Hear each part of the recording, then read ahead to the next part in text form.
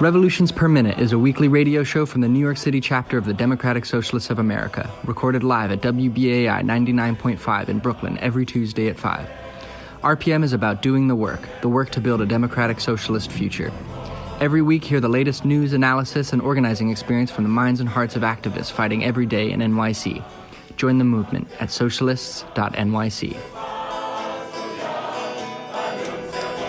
You're listening to Revolutions Per Minute on WBAI, currently RPM Underground, a socialist radio show and podcast from members of the New York City Democratic Socialists of America. I am Lee Zishi, and I use she, her pronouns. And today we are going to be talking to Amin Husain from Decolonize This Place about their anti-Columbus Day tour that happened today, this month on Indigenous Peoples Day, and their ongoing work to decolonize New York City and museums and a whole lot of other stuff. But first, we have the headlines with Jack Devine. Yo, what's good, New York? This is Jack Devine with Revolutions Per Minute's headlines, brought to you by The Thorn. Governor Cuomo has apparently told his associates that he hopes to, quote, destroy the Working Families Party as part of his push to end fusion voting. That is, if the Working Families Party hasn't already destroyed itself by endorsing Elizabeth Warren over Bernie Sanders. Noting the success of the 14th Street busway, City Council Speaker Corey Johnson said the city should consider banning cars on other major thoroughfares, such as 34th and 42nd Street. The 500 police officers Governor Cuomo ordered the MTA to hire will not be required to wear body cameras because they will work for the state and not the city. These police officers will be directed to target fare beating and homelessness in the subway system, which is a euphemistic way of saying that they will target the same poor black and brown people they always go after.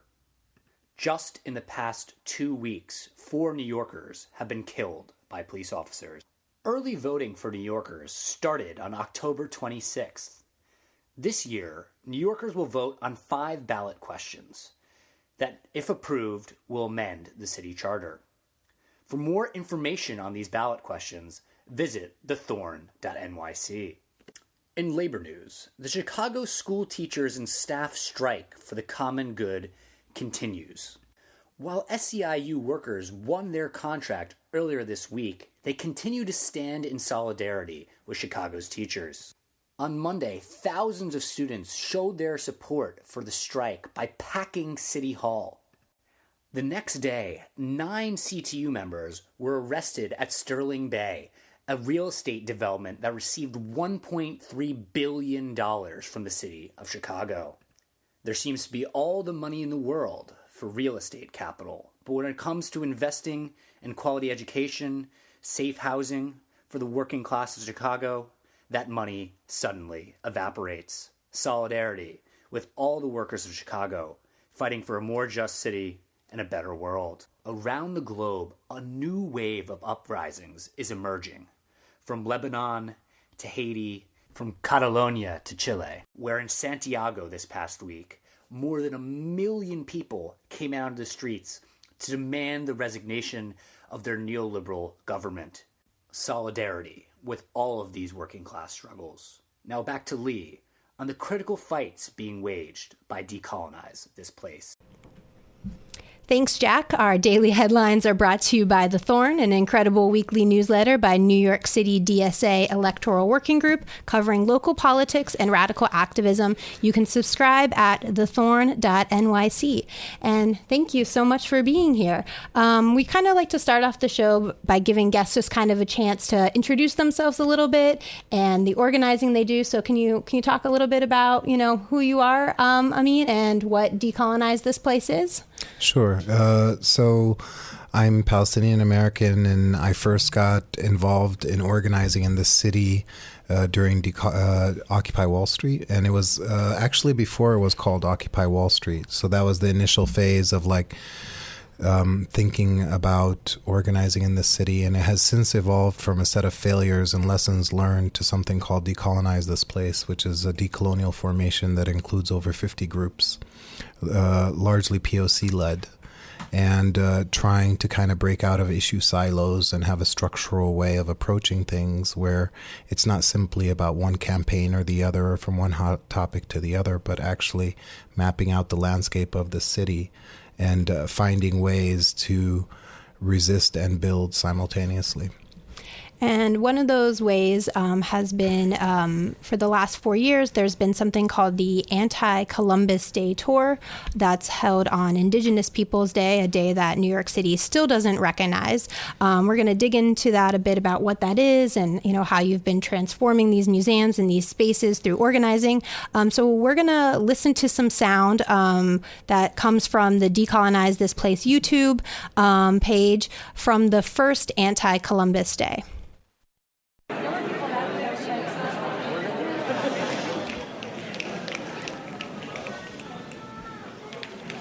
Shot down, stuffed, and hauled to the museum for display. These species made their way here through the circuits of empire. These people, who are being exhibited as examples of a long-extinct primitive phase of humanity, are actually living on the land today. Why are they stranded in prehistory? This display, which references the continuity of Israel, recounts Asian Jewish diasporic history as a way of normalizing the Israeli state claims to ancestral lands. We're marking today as Indigenous Day. And we're recognizing that we're standing on Lenape occupied territory and that we're here today in solidarity with the Lenape people and all Indigenous people around the world. Respect! Remove! Rename! Respect! Remove! Rename! Respect! Remove! Rename! Respect! Remove! Rename! Respect! Remove! Rename! Respect! Remove! Rename! Respect! Remove!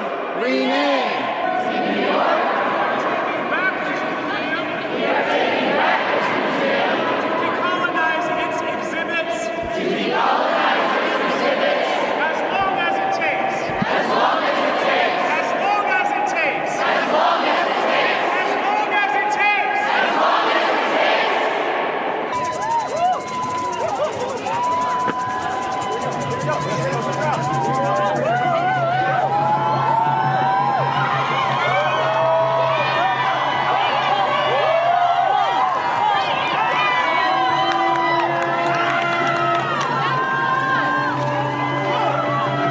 Indigenous people!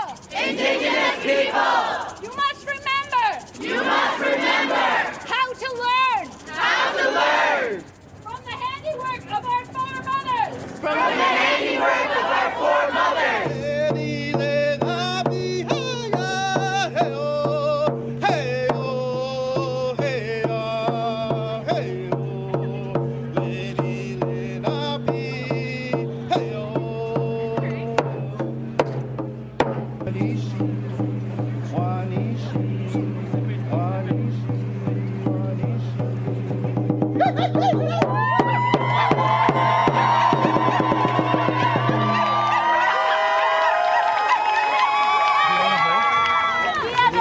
Today is Indigenous Peoples Day. We are the peoples that have survived.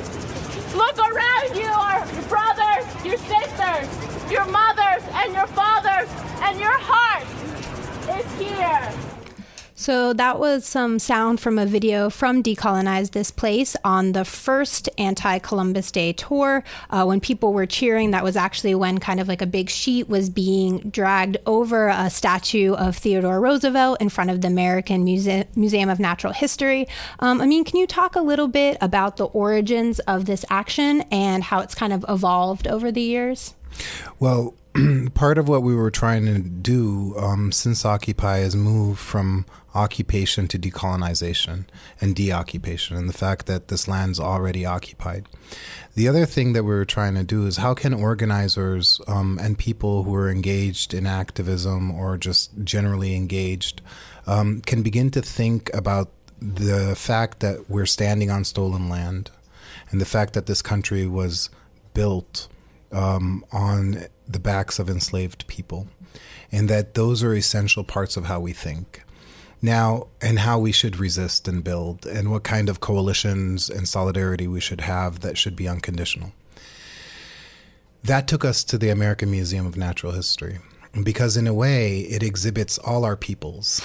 The Hall of African people, the Hall of African mammals, the Hall of, the Americas and American mammals, all of these kind of things that were important because what they do is that they visualize white supremacy and they visualize empire through going through the space. And the monument outside, which still exists and has been since the 70s, has been actually a point of resistance, is Roosevelt, who was responsible for the colonization of Puerto Rico and who everyone celebrates as somehow, introducing an environmentally conscious thing, but predicated on taking people's land to use as public parks, right? That was the pretext. So all of these things are ways by which we can learn our city and understand it and come together on a basis of, first, there is no real struggle without standing with the people whose land was stolen, nor is there real struggle without actually standing for and with Black liberation as a foundation of any work that we do. And so that's what took us there. But it has since evolved, which was the third reason why we did it, is because it is about taking over our institutions. This is taxpayer money that's going in. It's also where students are mandated to go learn about stuff. And so what they're learning is white supremacy. And if you look at the Roosevelt statue, it's facing east, right? And the two guns that are held by the Indigenous figure and the Black figure, which are based on stereotypes, are actually submissive to that project. So this is not only just about settler colonialism, but about U.S. imperialism. Now, the reason why we also decided to go to museums is because it's protected from the police. In the sense that, there's a buffer between taking over. There is no buffer when you take over a street. You're faced with the NYPD. But how do you build power in advance of that? It's going through these institutions that actually allow for that kind of buffer to exist. And you could see over the course of 3 years or 4 years now, we were 1,500 people this month from many groups. And we no longer went into the museum. We went through the park to the Met. And in that process, we've highlighted different angles of what decolonization also entails. Yeah, I want to talk about some of those stops in a minute that this year's tour went on. But first, I just want to talk a little bit more about the demands. They were rename the day, respect the ancestors, and remove the statue. Can you talk a little bit about those demands? And so far, how has the museum responded? And also the city of New York, particularly to the demand of, renaming Columbus Day, which we recognize and others recognize as Indigenous Peoples Day. Yeah, so the formulation of the demands was through a lot of discussions with, people who actually it concerns most, right? And then because that's how you have to figure out how are you in solidarity with someone and not speaking for them. But I think, respect the ancestors is really about reconceiving a museum or abolishing it altogether, because the museum, at least in its original conception, is in fact a colonial tool that builds up the state, right? That's what it does. And similarly, aside from museums, universities are the same way, right? They're basically creating subjects that then serve, right? And kind of plug in. So for us, remove the monument or the statue was in fact an important gesture to the whole city that actually solidified our struggles together, that we can come around and create a concrete form of unity. That renaming the day is something that over 20 states or cities have done so far, and yet we have not. So we have Columbus Circle, we have Columbus Monument, we have all of these things over and over again. And somehow the mayor, or, it's a settler colonial project, and that's not an event, it's an ongoing project. But somehow the mayor seems to think that in order to be in solidarity with Italian Americans, that somehow these monuments altogether need to remain. And we need to continue to name this day Columbus Day. But here's the point that I think is useful. These demands are meant to communicate broader imaginaries, right? So demands can both reject something, but also point to what's possible or what is being called for. And I think that demands don't necessarily have to be reasonable. In fact, they're most useful when they're not, when power perceives them as not reasonable, right? Because then you're getting structurally at something. Yeah, and I mean, as somebody who's, a quarter Italian, I think I don't understand people's argument of like wanting to hold up someone who's like a rapist and a murderer and, as like my heritage. I mean, there's a million things that would be much, much better to celebrate. But so this year, in the past, you've gone around kind of, as we heard in this clip, reframed and brought a lot of truth and power to what the truth is behind a lot of these objects or the way things are framed actually in the museum. But this year, the tour went from the American Museum of Natural History to the Met. And can you talk about some of the stops along the way of this year's tour and how they relate to a lot of current struggles around housing, around police violence, right. Things that you're also working on outside of the museums? Once you understand what Decolonize This Place is trying to do, then you realize what's happening, for example, at the Whitney versus what's happening at the Met or Indigenous Peoples Day is really all part of our way of building solidarity, deepen solidarity, and build it across struggles in a way that doesn't essentialize any specific struggle. So starting off at the Museum of Natural History has 3 years of history behind it and pedagogy that is enacted, that you start with Indigenous people speaking. And what was amazing about that is that we've had many organizing meetings about what does it mean for Indigenous people and Black folks to be in solidarity. Because if you look at like Indigenous sovereignty is about the land, whereas Black liberation has largely been at least kind of offhandedly saying 40 acres and a mule, which is where's mine, right? So their intention.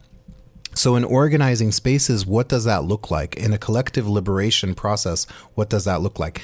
And what we said is that we don't need to resolve all this, but on Indigenous Peoples Day, let's put front and center Indigenous people and actually acknowledge the land that we're standing on and the Lenape, but then move through the city. And move where? Move to Seneca Village, which was the first predominantly Black-owned homes that were actually eradicated through the use for the first time by this city of eminent domain, right?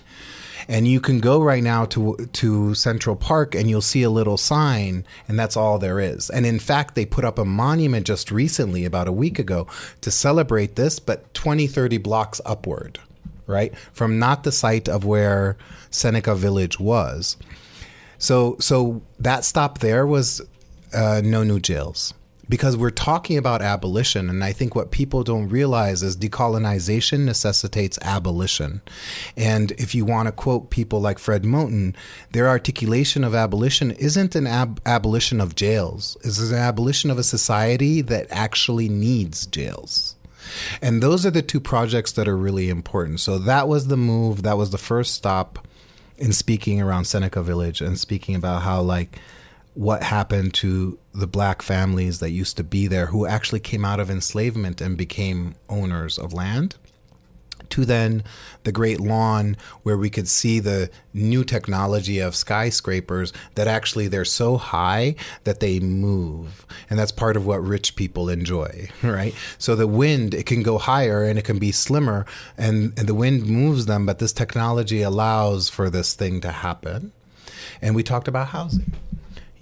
And from there we went to what is otherwise known as Cleopatra's Needle, which is this huge monument that was, in a way indirectly looted from Egypt. And there's only 3 of them there. And they're genuinely a sign of empire because the other 2 are in Paris and in London. And the U.S. felt like they needed one too because they were on ascension. And from there we ended up at the Met because we figured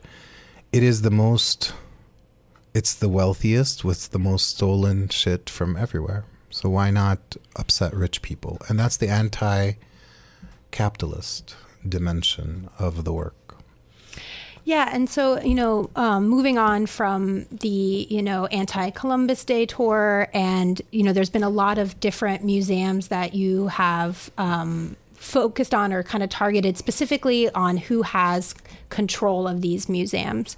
Can you talk a little bit about like the choice to focus around this and, the different power structures that are at play here? If rich people are able to curate and determine culture and art and history, just why use that as a focus point of organizing?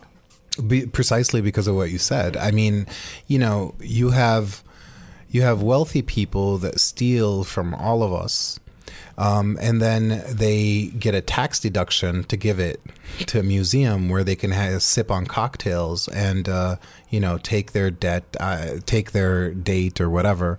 But it's also how they make themselves look better in society. So this is what we refer to as art washing.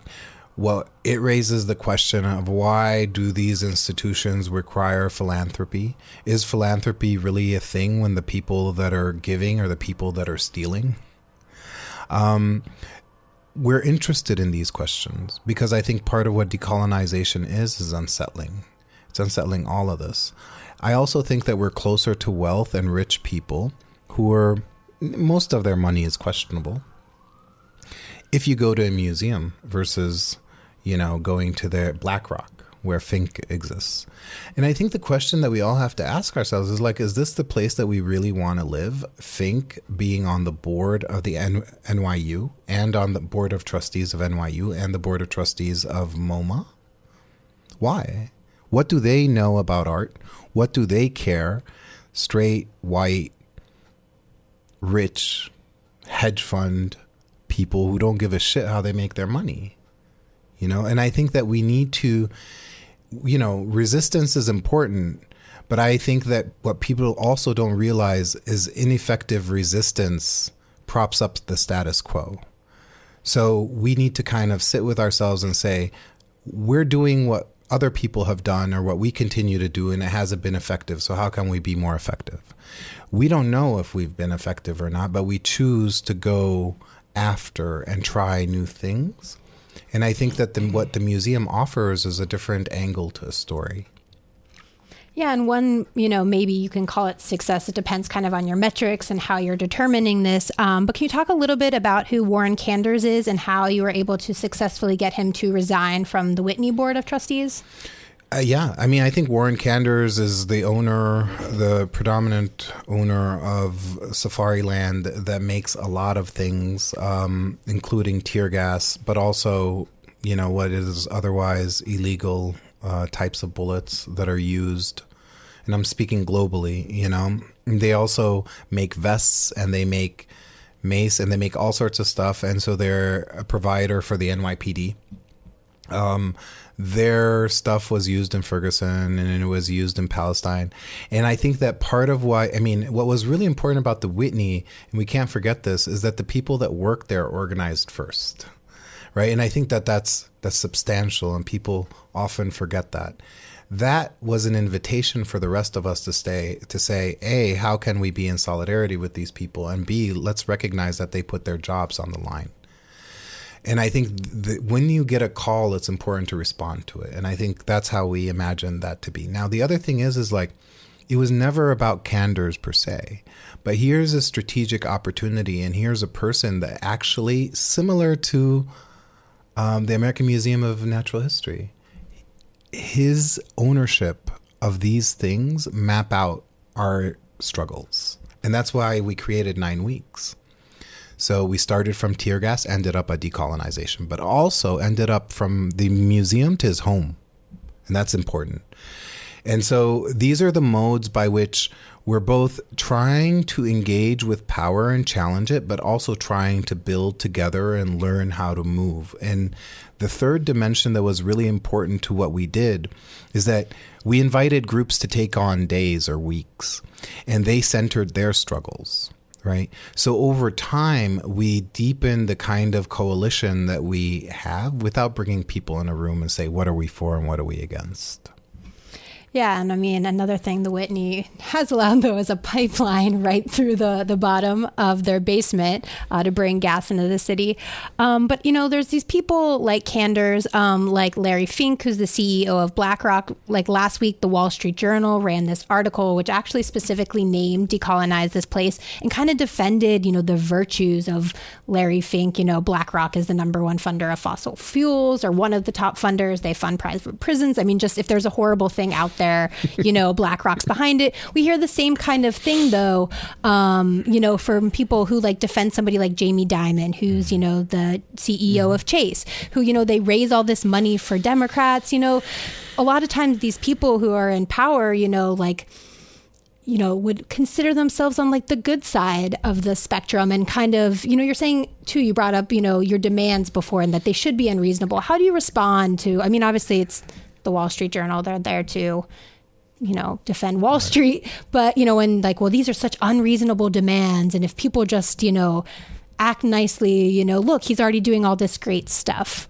What's your kind of response to that nonsense? Yeah, I mean, on one hand, it's like, I'm glad they're paying attention. It means that we have their attention. I think we don't give a shit about what they think because, frankly, they're not our audience. I mean, we're invested in building relations. We're invested in building power. And I think that, you know, I'm more interested in the conversation, like what can emerge from, you know, people from DSA who have a lot of organizing on the ground, thinking about like, how is this happening, not a campaign, but a movement, and how they can fit in that. And I think that when you look, there's something about the way that we're organizing that doesn't separate people's histories and struggles and try to be specific and doesn't get bogged down with electoral or not. For us, that question is simple. People have different positionalities. It's not about limiting yourself to one angle. But what we can't do is think that electoral politics is a strategic choice. You want to minimize harm. You want to, you know, do a lot of things that can happen that way. But ultimately, in the work that we're doing, people have to pay attention that from Indigenous Peoples Day in 2016, where there were 200 to 300 people, to a month ago where there was 1,500 people, and we took Central Park west from 79th Street, both sides, both lanes, both directions, to 85th Street. Not one arrest, and cops stepping back without a permit. I think that tells us, and I think the other thing that we should look at is because all of a sudden you're not getting paid, you're not raising funds, we are not lifetime organizers. We don't separate living from doing. As an artist, as an educator, I think of what I'm doing as part of my liberation and the debts that I owe.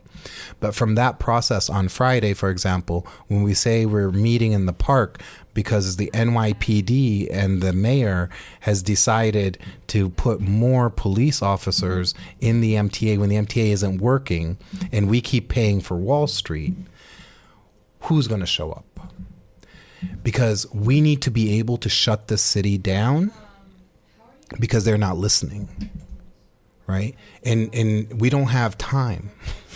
We don't. Like, they say close Rikers. They don't close Rikers, but they agree to open up 4 new jails. Like, politics as usual needs to stop because lives are on the line. And I think that, so in a way, F the Wall Street Journal. But I'm glad because these board of trustees, that's what they read, you know? And I know that Warren Canders, for example, right now, it seems like, you know, he was going to bring lawsuits against people. Sure. Law is not justice. And I think that's the moment we're at. And this is not speaking like in a big way. This is just like, look at Chile, look at Ecuador. This is our moment right now. So then the question is, yeah, the Wall Street Journal should be afraid because we know what time is it on the clock of the world. And this comes every 50 years. You know, so on the one hand, yes, to let's say, of course, Bernie is better than Trump and all of these things. Yes, absolutely. But at the end of the day, we need to operate on multiple fronts, right? And we need to make sure we center the people who are most affected by what is happening. Yeah, and that's kind of what I wanted to talk a little bit about next is kind of some of the tactics and the the strategy behind the organizing. There was a a flyer that Decolonize this place put together for the Action on Indigenous Peoples Day, and it talked about a diversity of tactics ranging from assemblies and protests to creative forms of sabotage, strikes, deoccupations, blockades, shutdowns, home visits. So could you just talk a little bit more about some of those tactics, and also, as an artist, the role that art plays in all of this? I mean, obviously, when it comes to museums, trying to take back art and culture, things like that, but just some of that organizing strategy and what's behind it. Yeah, I mean, I think one of the important lessons, I think, of the work that we're doing is that there needs to be, and we need to be okay with a diversity of strategies and tactics. And if you think about the moment coming, you'll see that a moment like Ferguson isn't too far away. So, perhaps there's an uprising, and then, or a riot, or whatever you want to call it. And in the midst of that, a liquor store gets burnt down. In a way, this is something to keep in mind, is just like, what is violent? The system is violent. Then how do people kind of engage with the system or resist it? Well, they resist it in a plethora of ways. You and I can say strategically, we don't want to use violence because we want to do X, Y, and Z. Yes. But in the modes of resistance, we can't limit them. So then the question is, how do we communicate? How do we build better relations? And then how do we use our tactics to advance our strategies, and being clear on what those are?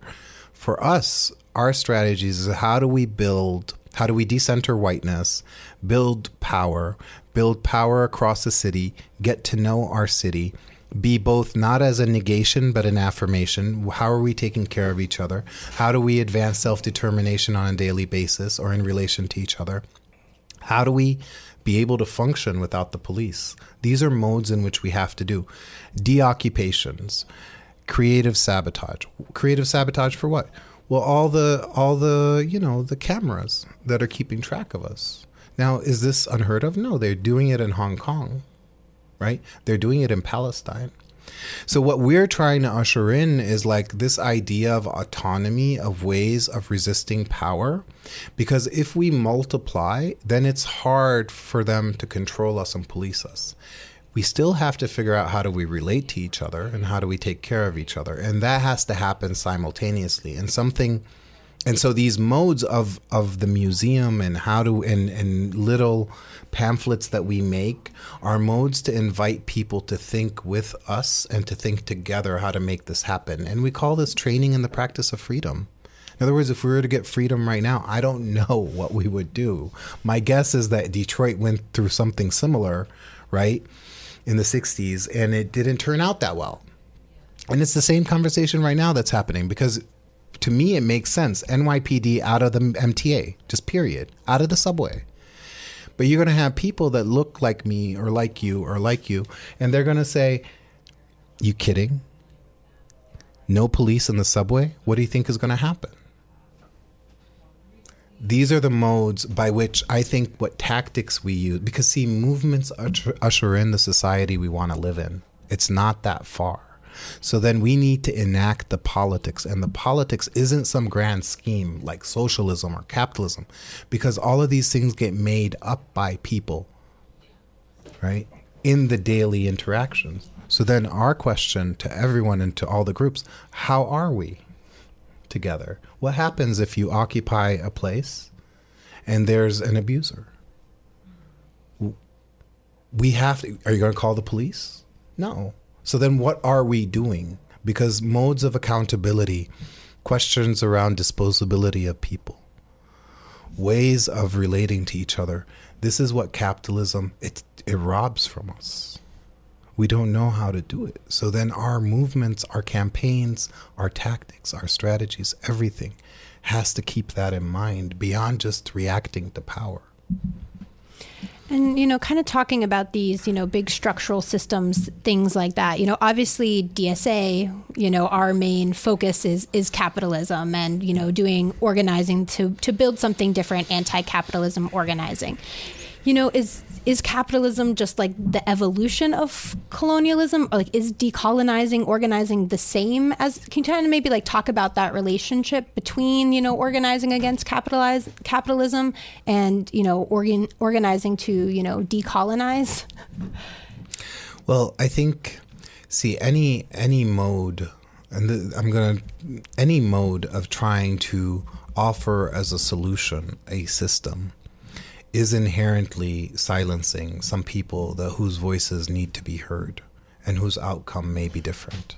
So the thing about, and I'm, of course, for socialism versus capitalism, communism without the state, which hasn't happened, perhaps, right? Commons, all of these things. But they're all Western, right? That's ultimately the problem we're facing. In other words, they're all predicated on a particular relationship to property. And I'm not convinced that we can have property and change the way we behave with each other and treat the environment or treat the land, right? So this is deep. It's epistemological. It's not just about a system. It's about how a system perceives a commodity, a resource, these kind of things. And I think that from socialism to capitalism, communism to capitalism, that relationship to property is very much a relationship to property. You get out of that when you start talking about indigenous modes of relating, right? That doesn't necessarily have human, non-human. These modes, right, could offer, and that's why you have indigenous resurgence. That's why you have, the indigenous communities in the Amazon, still in the Amazon, similar in Ecuador, and that they are leading the fight in a lot of ways because their survival depends on it. It's not simply a choice. Yeah, I mean, it's an interesting thing that I thought of when you brought that up. I've been to a lot of different communities all across this, so-called country of America who have been fighting pipelines and seen people build really strong relationships, really strong community where it didn't exist. But the place, obviously, where that, far exceeded anything was Standing Rock. And the thing that was amazing, you could show up and be there and have no money. It was money didn't exist actually in the camp. I mean, I know there was funds coming in and stuff like that, but it was actually community taking care of each other. It was a completely, and also the fact that it was, based in prayer and all those things was completely different, I think, than any other kind of fossil fuel resistance I've seen, and I've seen some really beautiful organizing, but this was just something that was completely different. And even kind of going through this process of just understanding all the ways that my own mind has been colonized, the way I talk about things, I'm fighting in Pennsylvania and you're fighting in New York, There's, I think, a lot of growth there that needs to happen. And I was wondering if you kind of had thoughts about, how people who have been, organizing against capitalism, do we need to be doing more to focus what we're doing on decolonizing? And how do we do that? Is it a lot of a language problem, or are you saying as this kind of the basis of it is a system that still, values things like property that maybe are completely incompatible with decolonization? Yeah, I think there's a bottom line. I think there's a hesitation with Indigenous, Black, and other POC working. And I don't mean to kind of pit it around identity, but I think that and this is somewhat generalizing, but the notion of are we willing to take this to its logical conclusion? And you can see it in even building around, let's say, a campaign around a museum. Some people say, well, if you get this demand, then the museum will get abolished. So people don't want something to go away. They just want theirs. and so they want things to remain the way they are, but better. And I think that what that does is that it doesn't recognize the debts that we owe each other. Again, this is why this is so important. In other words, it's not just debts that we have to banks in which we say those are illegitimate and therefore, right? And in that sense, we're all on the same page. It's the debts that we owe to each other, which we otherwise refer to them as privilege, right? How do we recognize those in our organizing? How do we recognize those? And being anti-capitalist doesn't address them, and they need to, right? So how do we operate in again, kind of horizontally and vertically simultaneously. Saying anti-capitalism doesn't really get it. I'm anti-capitalist. Decolonization to me isn't about indigenous struggle only. Decolonization is about unsettling everything and thinking from where you are. That's all. It's not, it's very much like you can take away the word decolonization and think of Audre Lorde and think of like single issues. Why? We don't live single issue lives. Okay, I go down the street. I'm moving someone who's, I'm moving into a neighborhood because I can afford to, but I can't afford here, and therefore I'm moving a family out.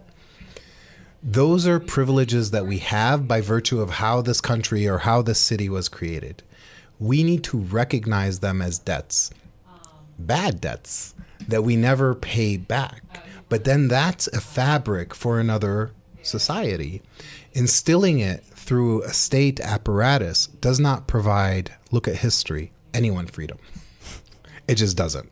So then again, why do we repeat that? Now, I'm not saying, we can debate, was Obama on the issue of drones better than Trump? Is that really a comparison to make?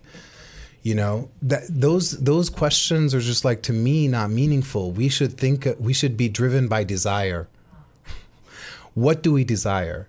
And in the process of what do we desire, how do we say, here's how we can achieve them practically, right? So it's like I'm thinking like, again, from the tour on Indigenous Peoples Day, less than 2 or 3 weeks ago, we were very intentional of saying indigenous struggle, through our tour, Black liberation, housing as a human right, anti-imperialism, right, and anti-capitalism. Those is not what decolonization is all over the world. Those are just us here sitting down thinking about like, how can we be free? And I want to talk a little bit more in a second about, some of the other campaigns that Decolonize This Place is working on, or the movements you're involved with, and how people can get connected. But kind of as we're talking too, this thought kind of, I feel like every year on Indigenous Peoples Day, I'm seeing more and more people post about it. And do you kind of worry that what you've been building is soon going to be kind of co-opted in the way that Pride was co-opted, right? Like, oh, well, now great, I'm a politician who tweeted out hashtag Indigenous Peoples Day. Because obviously I want to recognize that this is because of really great organizing that you all have been doing, and that it is building something really important. But I feel like you get to that point sometimes when you're actually succeeding, maybe depending on, again, what your metrics are of success. Like now it's maybe you get more media attention, or, the celebration that was on Randall's Island, made the New York Times, these things. And do you worry about these things being co-opted, or is it just like... Yeah, I don't. But I think, again, I'm going to bring up desire. I think there's fear-driven modes of organizing, and there's desire-driven modes of organizing. If our desire was just to have a celebrated Indigenous Peoples Day, I'd be afraid. But what we desire is really kind of decolonial freedom and loving and militancy about life and these kind of things. And those haven't been achieved. The way we kind of address this concern really quickly, and the way we talk to younger generations who are organizing with us, is that movements keep moving. And I think I'm actually quoting Francis Fox Piven when saying that. Co-option is always a thing. In fact, that's what you want, because you're trying to move the needle, right? So movements, what is otherwise like not accepted or illegitimate or somehow unreasonable, becomes a position that now people can move on, or they're forced to move on, and then you move, right? And so you've brought up more police in the MTA a few times. Obviously this is I think, been a problem for a while, but also something that's been escalating as Governor Cuomo has, put more and more resources into this. And now, too, that everybody has cell phones, we're probably just seeing more of the videos and the things that have been happening to, Black and brown communities, poor communities for a very long time. Can you talk a little bit about the organizing that Decolonize This Place is doing around this? I know there's an action happening on Friday. Like, how can people connect to this work? One of the things that we we don't have a lot of meetings together because we created relations of trust. And I think as an organizer, you probably would agree, most organizing doesn't happen in the organizing room. It happens through friendships. It happens informally over coffee, over tea, over one person telling another. So over the course of 3 or 4 years, and I think, it extends beyond that, but in terms of this form, this mode of analysis, I think that we've been building this kind of power to now not be reactionary about things. And I think that what's happening in the MTA, we've for a while thought it's just like, just think about it. How hard do people work in this city? And then when the MTA doesn't show up for a half hour or an hour, even though it's supposed to be on time all the time, it's just, people are losing time with their family, with their children, with their loved ones. They lose their jobs. They they wait for the bus, all of these things. This is a direct line to people's livelihood. So I think in those modes, the MTA is significant. Now, the question is, honestly, nothing. Sometimes you just have to have your finger on the pulse and people are fed up. It's also could be related to Chile. And the fact that, the MTA, the fares over there were supposed to go up and people just lost their shit. In Lebanon, it was literally attacks on WhatsApp messages that brought people out. So I think what are the reasons that make people, ordinary people who don't consider themselves organizers, say enough? That's really the question. And I think the organizing, it's not just decolonize this place. It's NYC shut it down. It's take back the Bronx. It's Brooklyn anti-gentrification. And all of these people who work in their own communities and neighborhoods sharing an analysis, right? And the analysis is very material, in which whether you want to call it anti-capitalist or organizers don't talk like that. It's just like, politician, move aside. Because Jumaane Williams better not show up. Because there are rats on the ship and they're selling us out. Right? And I think we've reached a point where we have a sufficient power, and you see it because No New Jails as a campaign showed who's on whose side here. These are cumulative, right? And in a way, if you look at Occupy, which was around class, and you look at Black Lives Matter, which was about racism and the legacies of enslavement, and you look at Me Too, and you look at Standing Rock, these are both ruptures in time and modes of relating for a movement yet to come, right? And I think that we're on the cusp of that. And I think I'm quoting Francis Fox Piven, but for movements to mature, it generally takes about 10 years. And if you think 2010, 2011 was Occupy, we've been talking the moment's near. So is it going to be the MTA? Is it going to be someone getting stopped in the Bronx for a seatbelt and then they just kill them? Honestly, it's happening all the time, but it's not, that doesn't diminish the fact that it takes one thing that breaks camel's back. Yeah, I guess I feel this every summer like that. Now, that summer's now, I'm like, oh, do we really survive another summer work? So I was filming a documentary. I worked on the Obama campaign in 2012, was, I think in a very different mindset and understanding of the world at the time. And so I kind of wanted to go back and talk to my volunteers and understand certain things. And a lot of my question was about the pace of change. A lot of my organizing is around climate change, right? Where we don't have time for change. And then thinking about other struggles Black and brown people have been murdered, have been being murdered for decades and decades and decades. That, there was no time for change then. And, and I was looking at some of that footage from the summer, I guess it was either 2015 or 2016, where, there was just a lot of people being murdered by police and feeling like this was that moment that was going to push us over. But here we are a couple years later. I don't know. I mean, is it? Well, yeah. I mean, look, I think that, what can I tell you? I think that the moments happen, right? I can tell you from our Instagram account that the moment's close. I can tell you from the conversations in Algeria that we've had and the conversations in Palestine. With the Zapatistas, if you are talking to people, the urgency is there.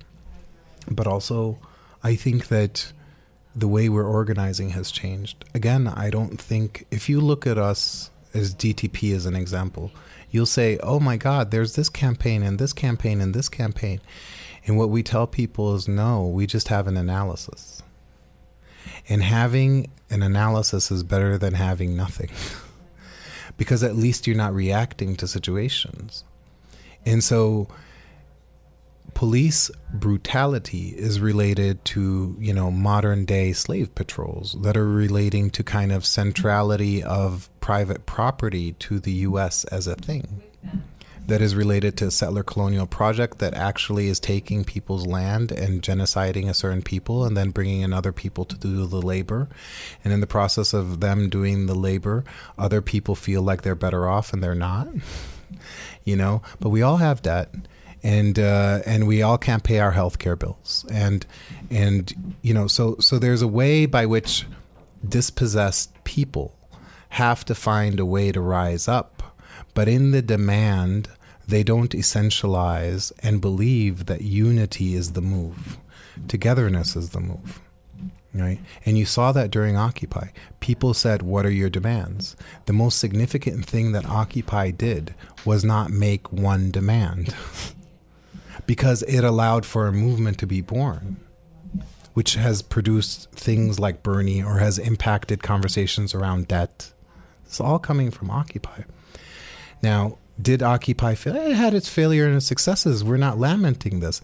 But people move on and learn. So then the question is, now we're better equipped. In our organizing, we have generations. We've insisted on having generations. We have people that are 17, 18 years old in our organizing.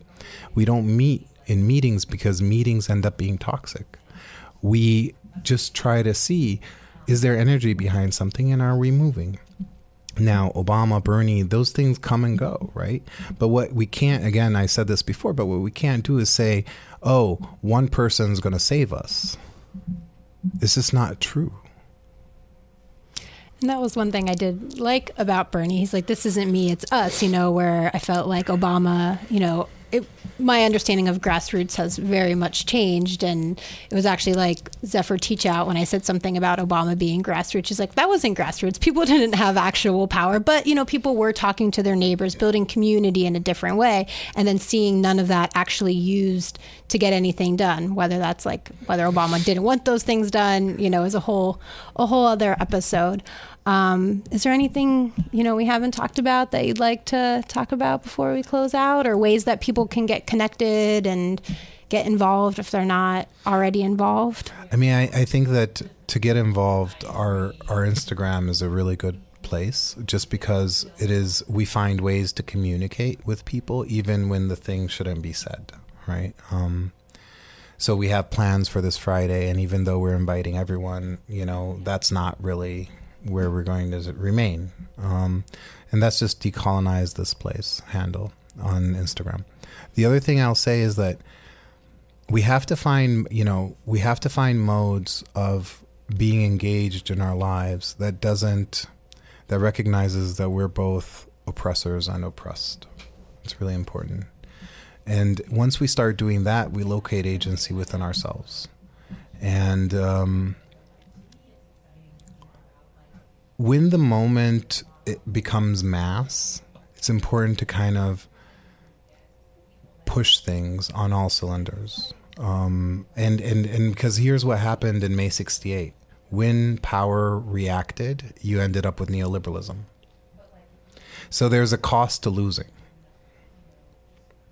And at the end of the day, the argument, this is what we heard from the Zapatistas. The argument that like, well, this is Earth and we're all here, and if it goes, we all go. It's not true. The closer of the borders, sovereign nations who have more power than others, or leaving Flint without water, or Detroit, half of this population is going to let die, and the other half is going to live, and that's how they're going to deal with climate. And so and this is what's happening to the Syrian refugees when you allow them to die, and here's what's happening to the people in Libya. That's how they're going to solve the climate crisis. So it's not like we're all in it, and I think it's important to think of borders in that way. Yeah, and I mean, even right here in New York City, when Hurricane Sandy slammed 7 years ago, there was an amazing organizer out in the Rockaways named Aria Doe, and she's like, yeah, we all got wet in New York City. Wall Street got wet, but our people in the Rockaways and NYCHA are the ones that died and drowned and all those things. So thank you so much for being here. Everybody follow Decolonize This Place on Instagram. And please share this episode. Since we are not live, we are RPM Underground. So please just share all the amazing wisdom that just got laid down today. And yeah, join the movement. This has been Lee Zishi with Revolutions Per Minute, and we'll catch you next week.